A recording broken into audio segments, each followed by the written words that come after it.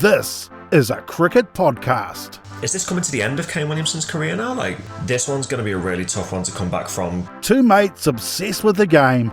Michael Rippon, congratulations on your ODI captaincy if Renee has hair weight. Covering all the on-field action. Because you don't get hit for 5 sixes and then have the audacity to celebrate. This is the Back of a Length podcast. Hello and welcome to our final episode of Back of the Length podcast for the 22-23 New Zealand Summer of Cricket. I am Renee, here with Mark as always. Hello. Hello. Yep, last episode of the season. I know that you're all as disappointed as we are. Wow. Are we? Well, I tell you what, it's been a long summer. It's been a long summer. So we started back when New Zealand went over to the T20 World Cup in Australia. We had India here, then the Black Caps went to Pakistan and India. England have been, Sri Lanka have been. We had the Super Smash and the White Ferns in South Africa for their World Cup. So it's been a huge summer. So I tell you what, ready for a rest. I'm definitely ready for a rest, although we did get quite a bit during the summer with all of the weather events that happened around New Zealand. So yeah, quite a few cricket games were missed as well. Yeah, it's been a terrible summer.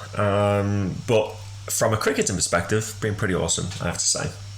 Yes, so New Zealand wrapped up their home summer with a series win against Sri Lanka. They took out that T20 series although, Mark, traumatising to have another super over. Yeah, I say that it's been a really good summer from a New Zealand perspective. The amount of games that have gone down to, like the 2 out of the 3 T20s gone down to a super over, 2 of the test matches went down to the last over. It's been pretty incredible. I have had friends who aren't even interested in the slightest in cricket texting me being like, oh my god, it was such an exciting finish, like it went down to the last ball and blah blah blah blah blah. And I'm like, yep, that's cricket for you, mate. It can actually be quite interesting. Anything could happen at any time. I do not know how you don't have a record deal, honestly. It boggles my mind. But yeah, New Zealand won the series, won the game, won the series. Tim Seifert back in form. Does that give a selection headache? It does give a selection headache. He was in the squad for the first time since 2021. He's sort of a bit of a hit and miss player. He had a fairly quiet Super Smash, I thought, this season, which probably is why he wasn't immediately back in that team. But yeah, I think that they're probably going to persevere with Finn Allen at the top. Of course, Finn Allen over at the IPL. Probably Tim Seifert, maybe 3rd, 4th in line. Probably still ahead of Chad Bowes, but behind Finn Allen and Martin Guptill if he ever comes back. Yeah, hopefully Martin Guptill does come back because there are going to be some interesting shuffles, I think, in the team, given obviously Kane Williamson's injury, which we'll come on to in a little while. Yeah, there's been a lot of talk on Twitter. I saw you and old Mitch McClenaghan there. We're discussing who opens with Finn Allen. Do you bring Guptill back in and have 2 players going hard and drop Conway down to 3, which I think isn't actually a bad idea? Or do you still have Conway staying at 2 because that allows Finn Allen to kind of just play his game a little bit more and just be a little bit more relaxed and maybe not as much pressure? But I would go to the flip side of that and say that if you have somebody at the other end like Martin Guptill, that allows Finn Allen to give himself a couple of overs to get himself in. And I don't think chances Finn Allen, are between Finn Allen and Martin Guptill, Conway's probably going to be in the first couple of overs anyway, to be honest. Well, that's it, isn't it? If you put Conway and Guptill at the top, New Zealand are saying that they'll likely lose a wicket in the first over or 2, and then Conway comes in and kind of slows it down and starts to play the accumulating role. So it will be very, very interesting to see what they do. T20's not really on the radar for another year or 2. No World Cups coming up and no sort of major series that we know about. So we're not facing Australia or England or even South Africa. So yeah, I don't really know what New Zealand is thinking about T20s, but of course the ODI World Cup is on everyone's mind, and I will say I don't think I can see Martin Guptill coming back to the 50 over format. Yeah, I don't think so. But as we said, it'd be interesting to see. I've racked my brains as to who could bat at 3, and I really hope it's not Mark Chapman. I just can't think of what New Zealand cricket will do, because Conway's your number 3, right? Conway has to drop down to number 3, but who do you have opening? That's the issue. Well, the And other we'll option is, find out, I guess. we will find out. The other option, of course, is to leave Conway in at 2 and have Will Young come in at 3. He did score 88 against Sri Lanka in one of those ODIs. So he's incredibly talented. He has a very good record over in England in I think it's the one-day tournament they have over there. He's scored hundreds over there. So, yeah, that's... hopefully they look at Will Young. I'm a Will Young stan. You are just desperate at the moment. Like, you've talked Will Young up every single episode of this summer, and has that worked out for you? We'll wait and see. It's not gone too well.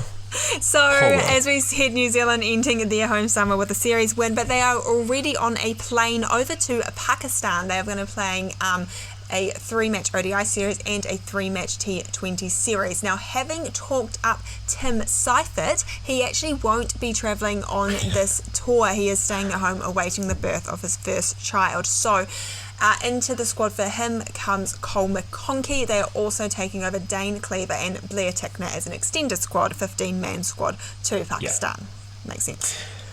Yeah, it does make sense, and obviously the IPL players will still be missing, so a good opportunity there for players who wouldn't ordinarily get that opportunity to take a chance and put themselves in the selection thought for the longer format. Like, if you have somebody like Cole McConkey who absolutely smashes this series, then that puts him in a really good frame or a really good position to make a stake for the ODI World Cup squad.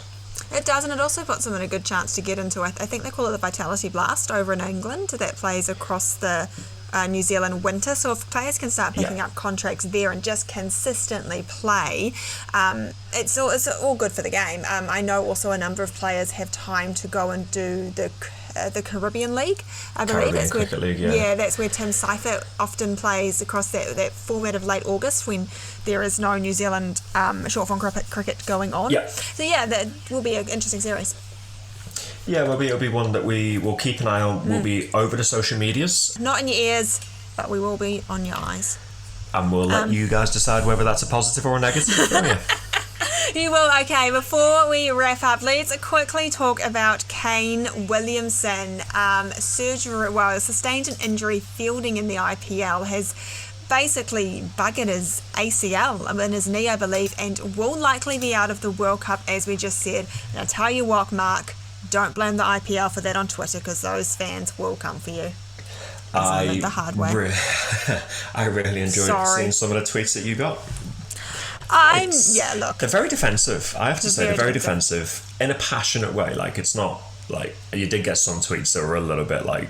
Someone told me I don't know anything about cricket, and if you want to say that, you can back right off. I think that was actually quite accurate. I will name every single Will Young score this season if you want me to. Okay, them go on. 0, 0, 0, 1, 5. 88. 88. Brilliant. As I say, that one worked out so well for you, giving him all the props that you gave him at the start of the summer.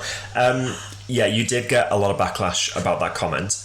And to be fair, some of it I understand, some of it I don't understand. I think from your perspective, it was probably a bit of a misinterpretation. Like, they maybe misinterpreted what you said. Yeah, I was just venting. Yeah, you were venting and you were like, this is why I'm not a massive fan of the IPL, because New Zealanders go over and sometimes they'll get injured, for example, which is a fair enough comment.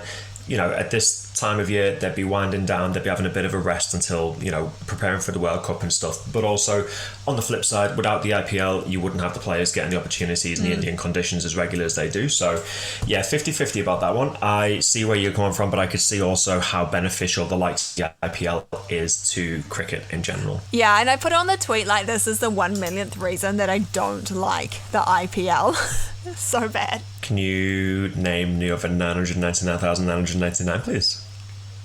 No. Can you name? I tell you what. All right, that's going to take forever. Name 3. Name the other 3 of those 999,999 reasons. Okay, I don't like how much money's involved in it, given that India is, it's not Luxembourg. There's a lot of. It is not Luxembourg. No, it is not. There's quite a few differences. Yeah, probably about 999,999 differences between the two countries. What else do I know? I just don't really like the fanfare of it. I think it's taking away from cricket, and Yeah, I also don't like that they pay big bucks to all these players and they go and sit on the sidelines for most of the tournament. That's fair enough. I thought for the second one you were going to say I just don't like the fans. No, I love the fans. I love that the fans get behind it. I just don't enjoy it. And to be honest, by the time the IPL comes round, I'm so cricketed out because it's like at the end of New Zealand home summer. It's the end of it, yeah, and it's in a 100%, horrific time. It's on at like 3 a.m. for us. So you know what? Not a fan of the IPL, but if it's doing good for India cricket, then I'll allow it. Yeah, because we get 15-minute highlights. Yeah. Which is, I mean, I saw the game this morning. The guy hit 5 sixes off the last over to win the game because they needed 29 to win. Absolutely amazing. The favourite tweet that I saw that you had was somebody turned around and said that it's the second biggest sporting event of the year. Did it? Yeah. Was it an event of the year or like tournament of the year? I guess that's was it league or something like that? Yeah. And then he said the second one was the IPL, but obviously he's not realising how big the English Football Premier League is. The NFL, the baseball season, basketball season, like all of these massive leagues. Yeah, just basically any American sport. But yeah, that did make me laugh. And then obviously you're also missing out the Super Smash. Yeah, go the Super Smash. Absolute disgrace to forget that one. Note to all of our listeners, do not attack the IPL because you will lose your phone battery every day because they'll just keep going off. Kane Williamson. Anyway, back to the original conversation of Kane Williamson. Very, very disappointed that he is out. He is injured. He's probably going to miss the World Cup. We've had the discussion about who takes his place. Question: Is this coming to the end of Kane Williamson's career now? I think so. Obviously, he's getting these injuries now. This one's going to be a really tough one to come back from, given the age that he's at. He's not a spring chicken anymore. Is this possibly a point where he has to choose which format he focuses on to get the benefit of the longer career? Yeah, possibly, and I think he probably won't actually make that announcement until he's gone through his rehab, so it's not something I really would want to answer right now. What I will say is that we'll probably see the end of the Kane Williams captaincy. I know he was holding on to the short form, probably hoping to captain through the World Cup. I think we'll either see Tim Southee take all 3 formats or potentially have a split captaincy. Tom Latham might take the short form as he has been doing this series and will continue to do so in Pakistan. Mitch Santner is also an option. He's just not consistently chosen, so I'm not sure if they would go for Mitch or Santner, although I'm saying that Tom Latham doesn't usually make the T20 squad, so yeah, exactly. Yeah, there's a bit of a dilemma there, which does lean it towards Tim Southee. I think Tim Southee's probably deserved it at this point. Yeah. But the thing with Tim Southee though is maybe he hasn't deserved it during the summer because of the amount of reviews that he did that were absolutely awful. Absolutely awful. Maybe he's got a little bit to work on. Yeah, he's also potentially not always first choice bowler for the ODI team as well. We saw in the World Cup in 2019 they preferred Lockie Ferguson, Matt Henry, and at the time Trent Boult. Of course, question marks around Trent Boult. So I'm not sure if they would give the captaincy to someone who potentially may not take the field every game. So maybe someone like Devon Conway is an option. I'll just give it to Daryl Mitchell. Just give it to Will Young. All 4. Oh, good God.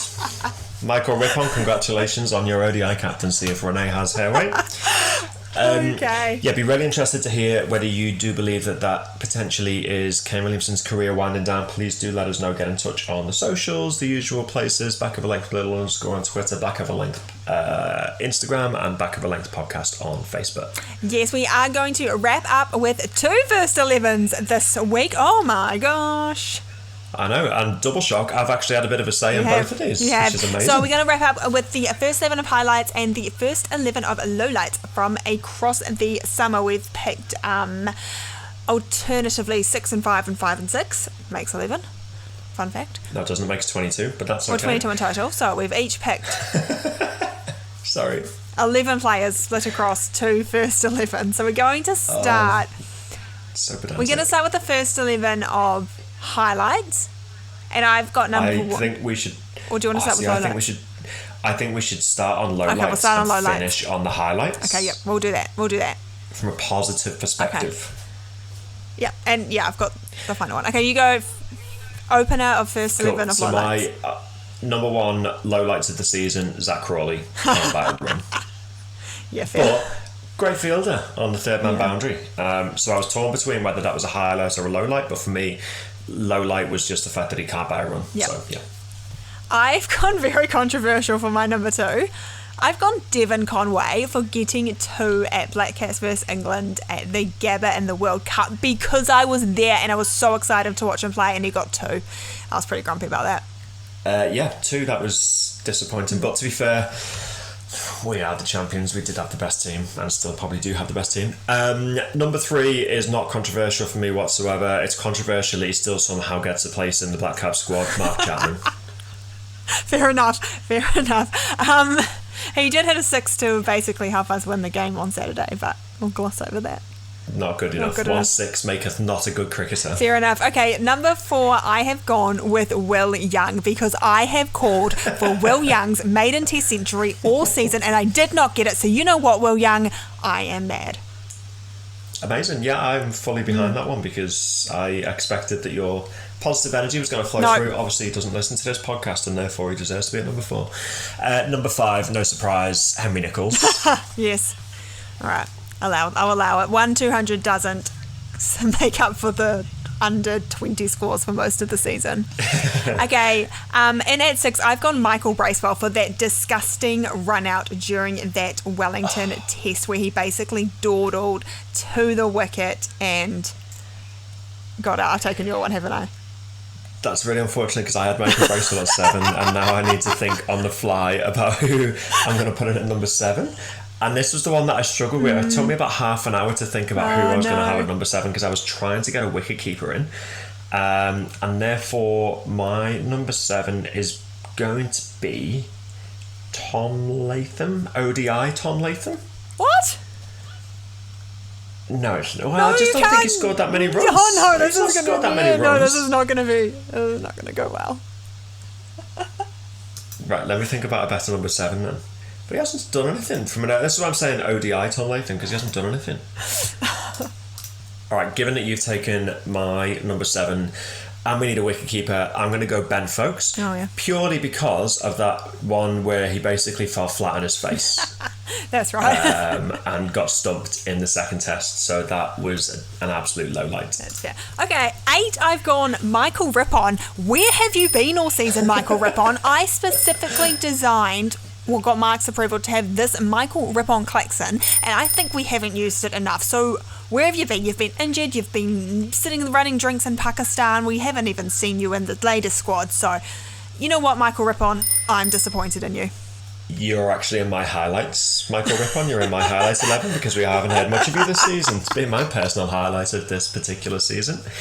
Number 9, I've gone Neil Wagner. Oh. Controversial given everything that he's done for New Zealand cricket, but I thought he had a shocker of the summer. He just got pummeled. Okay, interesting. By everyone. His average was probably about 80 and he took maybe 3 wickets. Interesting. But he did win you the game at the Basin. But I just think from an overall perspective, number 9, Neil Wagner. Okay, 10, I've gone Louis Dalport because you don't get hit for 5 sixes off Will Young at the Super Smash and then have the audacity to celebrate the 6th wicket where you basically bowled a pie. So you know what, Louis Dalport, that was a low light for you. That is fair enough. Also a highlight because Will Young got out and didn't get a golden shower, which... is probably a low light for you because you'd love a Will Young golden shower. My number 11 is Scott Kugelheim. Yeah. A, he sucks.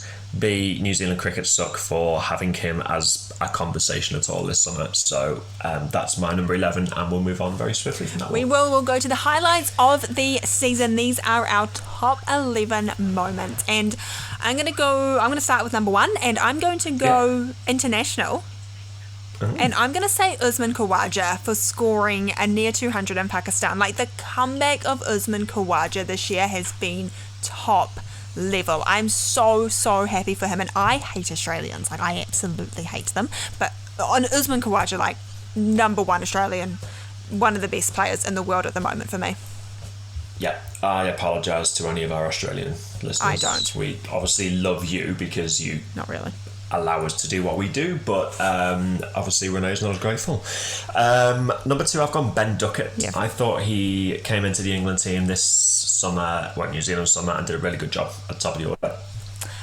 3, a suggestion from Twitter, which I stole. I've gone for Millie Kerr. And although Millie Kerr hasn't actually had really a particular standout performance, she has been an overall consistently good performer, and she has been part of the team that won the first women's IPL over in India, and she will now be paid at the level that she deserves. So I think that Millie Kerr has had a pretty good summer. Yep, no, that's fair enough. I couldn't decide on number 4, so I'm going to go with a joint number 4. You can't do it. Which I know doesn't work. You can't just send out 2 batters at number 4 because you can't decide which one to choose. But that's what I'm going to do. I'm going to reinvent this particular rule of cricket. I've got Robbie O'Donnell. Okay. Because I thought he came in for the Aces and saved a lot of games for the Aces. But I've also gone international, and I've gone Nat Sciver-Brunt. Oh yeah. Because I thought she had a sensational women's Premier League, and she had a decent T20 tournament in South Africa, T20 World Cup, sorry. So yeah, Nat Sciver. Okay. And that's why I couldn't decide between the two, because they both had really strong I'll allow it because they're both very different as well. Thank you. Okay, this is where it's going to get interesting compared to our low-light first 11, because 5, I've gone Tom Latham for scoring 145 in the ODI against India at Eden Park last November when New Zealand were in trouble, and he came out and scored this incredible 140 odd. So, I don't know, I think you forgot about that game. I did forget about that game, but I would also go back to say that he's done nothing in the ODI squad since. But he was captain, and he's not really an ODI player. But yes, I take back my my controversial pick from the Lowlights. So that was your number 5. Yep. Is that what we're up to? Number 6, I've gone Tom Blundell. Oh no. For a variety of reasons. I thought the series that he had in Pakistan was pretty solid. Yeah. He kept New Zealand in the game in the first test against England, scoring that 100. And also he's me. Like, when he's not working, he's napping. Yeah. When he's not out there doing his business, he just having a few snores, wakes up, has a coffee, off we go, score 100, back to bed. I also had Tom Blundell down for 7. Oh, here we go. Here we go. Lovely. So on the fly, I'm going to go with. I don't think this is a traditional number 7, but I'm going to go Henry Shipley because that's the first name that comes to head. Debut this year. I've been calling a debut for Henry Shipley. He took 4 wickets. Yes. In a recent ODI, top ODI wicket taker in that series against Sri Lanka. So. Really, he's such a cool guy as well. So I'm going to go Henry Shipley. Massive fan of Henry Shipley. Okay. Probably too far up the order, but... Yes, but we could probably, I reckon we've got 8, 9, 10, 11, we could probably shuffle that a little bit. Yeah. Number 8, I really struggle with number 8. And I, again, was going to choose 2, but I'm not going to. I'm going to choose the person who is unlucky to miss out. And maybe you've got him in at number 9. I went for Matt Henry. Goodness sake. To miss out, but I'm not No, choosing I've Matt got Henry. Matt Henry at 9. Oh, you're Excellent, not. sweet. So I won't choose Matt Henry okay. then. I'm going to go for Izzy Wong. Oh, that's a great choice. She got a hat-trick in the IPL. I think she's really nailed her place in the England team as well. So I'm going to have a massive shout-out for Izzy Wong. Okay, well, I've just spoiled it because I've got Matt Henry at 9. Matt Henry this summer has been my absolute highlight. He scored 77 and then like 60 plus in Pakistan. He's bowling really well. He's bowling back to back good bowling performances, and he's a senior player in this team. Like, he's taken his chance and run with it. I'm so excited to see what Matt Henry will do. And also, he's just a really nice guy. And one time he saw me kick a football and was like, nice footwork. Number 10, I've gone Mr. Nighthawk himself, Stuart Broad, for that ripper of a spell that he had at the Mount, and also for hitting one straight up in the air that was perfectly placed to the point where it landed between 3 fielders. That was brilliant. And my highlights of the summer. Completely destroy what you said in the first level of Lowlights, once again, I've gone for Neil Wagner at 11 for getting out that final wicket against England. New Zealand win by, after the follow-on, they win by 1 run. It's history made by Neil Wagner. And I don't care that he's had a bad summer. I agree, he's had a poor summer. His place in the team is under question. But that moment, I was so happy for Neil Wagner. Also a really nice guy. Yeah, I wasn't really happy at all. Still should have been a wide, but whatever. Shouldn't have been given the opportunity to get that wicket because he bowled a wide. I am really disappointed you didn't go with Jimmy Anderson. You've got such domestic bias. It's unbelievable. I do. Yeah. You really do. Jimmy Anderson, you were like, oh my god, this is going to be the first time I'm going to get to see Jimmy Anderson play in the flesh. I'm so excited. Because that's how you speak. And didn't even put him in your highlights of I don't really feel summer. like that he was a real highlight for me, though. Like, it was really great to watch Jimmy Anderson, but, like, he went about his business as expected, whereas I feel like Neil Wagner had a really heroic moment at the end of the game. I feel like Matt Henry's, like, taking his opportunity, whereas, like, Jimmy Anderson, yeah, this is cool, but it's like, yeah, like, if he hadn't done that, he'd be in the lowlights. Yeah, sign of greatness that Jimmy Anderson can be the second highest wicket taker across the series, and you're putting in somebody who got 1 wicket at the end in your highlights. Sorry, I'm just getting really salty again about the whole thing. It's almost like I need to be gracious. We should maybe take a break from the podcast. It is, and recharge the batteries because next summer England are back over for a 3-test match series. Bragging rights can actually be decided because unless one of the games is rained out or one of the games somehow ends in a draw, there will be a series result. Be a short one. In the meantime, we're going to take a bit of a break. End of season 2, but there's still heaps of cricket going on. We've got the Ashes coming up in June, which is going to be really exciting. Is England's new brand of cricket going to withstand probably the best bowling attack in the world, apart from our own?